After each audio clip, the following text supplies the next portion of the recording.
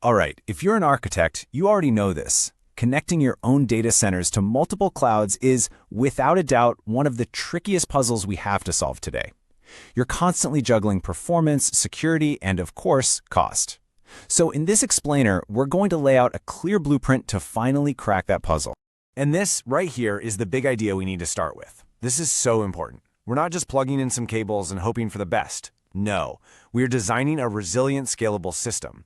This quote really frames our whole conversation because it forces us to think like architects, not just network engineers.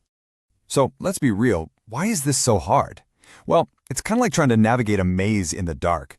Every turn you take, there's a new challenge. And every single cloud provider, AWS, Azure, Google, they all have their own unique and sometimes weird set of rules. Let's break down what makes this maze so darn complex.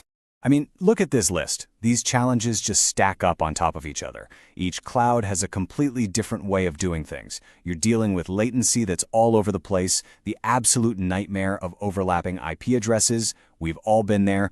Plus, you've got strict security policies and different teams owning different little pieces of the puzzle. It is a recipe for total chaos. But hey, don't worry. Like any good architect, you've got a toolkit to solve these puzzles. So let's open it up and explore the 3 core tools you'll be using to build out your multi-cloud bridge. Getting a handle on their strengths and, more importantly, their weaknesses is absolutely crucial.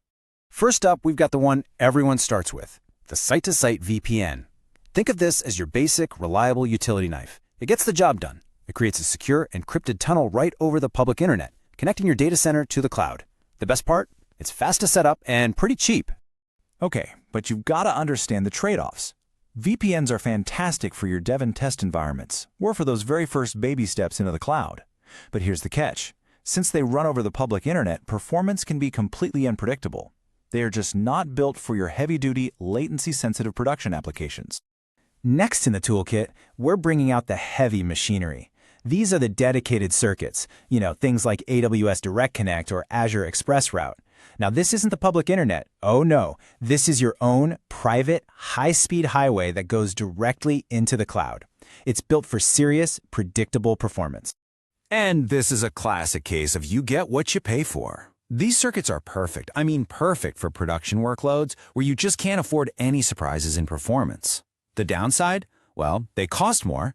They can take weeks or even months to get set up, and you absolutely must design for redundancy. One circuit is not enough. All right, our final tool is the brains of the operation, SD-WAN. Now, it's important to know this isn't a connection itself. It's a software layer, a smart controller that sits on top of your other connections, your VPNs, your dedicated circuits, and it intelligently and automatically routes your traffic based on policies that you set. SD-WAN can be a total game changer, especially for big companies with lots of sites and multiple clouds. It gives you that single pane of glass to manage everything and makes your traffic flow so much smarter. But you have to remember, its performance is only as good as the connections it's managing. It's a powerful optimizer, but it's not a magic wand. Okay, so we've got our tools. Now the real question is, how do we put them all together? This is where the art of architecture really comes into play. So let's look at some of the most common design patterns, or blueprints, that bring all these tools together into a coherent system. One of the most common and, frankly, most useful blueprints you'll see is the hub-and-spoke model. It's a classic for a very good reason. It brings a sense of order to all the chaos by centralizing how your traffic flows. So here's how it works. Your main on-premise data center acts as the central hub. All your traffic from your cloud spokes and any other remote sites gets routed right through this hub. Now, the huge advantage here is that you can centralize all your security tools and really simplify your routing. But there's a danger. If that hub gets congested, or worse, if it fails, everything grinds to a halt. It can become a massive performance bottleneck.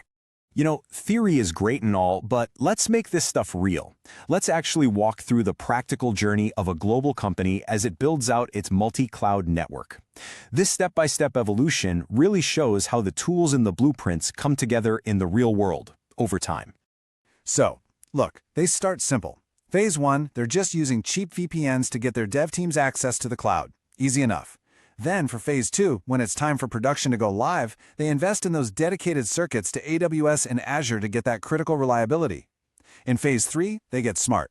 layering on SD-WAN to optimize all their traffic, and finally, phase 4, they fortify that central hub, making sure their security is locked down and robust. See?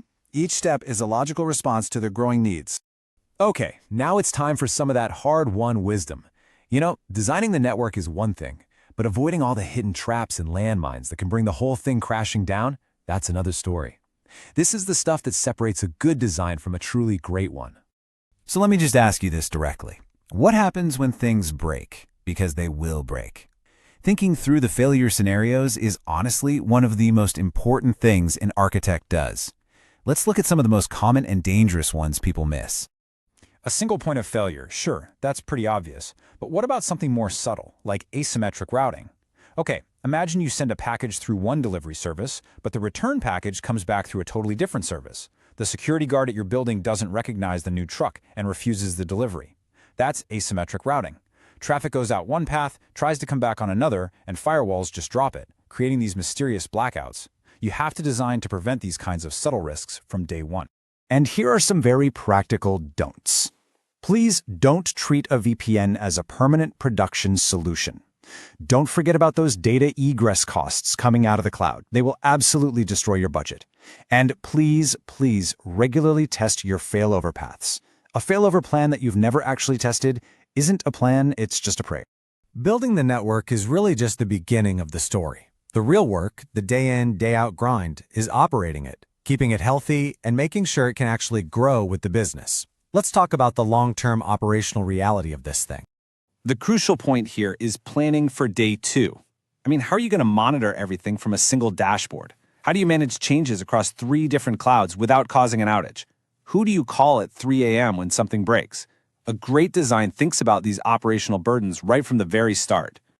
And that really brings us to our final thought. The cloud is changing constantly. Your business needs are going to change. So your design can't just be a static document sitting in a folder somewhere. It has to be a living blueprint, ready to adapt. The ultimate test of your architecture isn't just, does it work today? It's, is it ready for whatever comes tomorrow?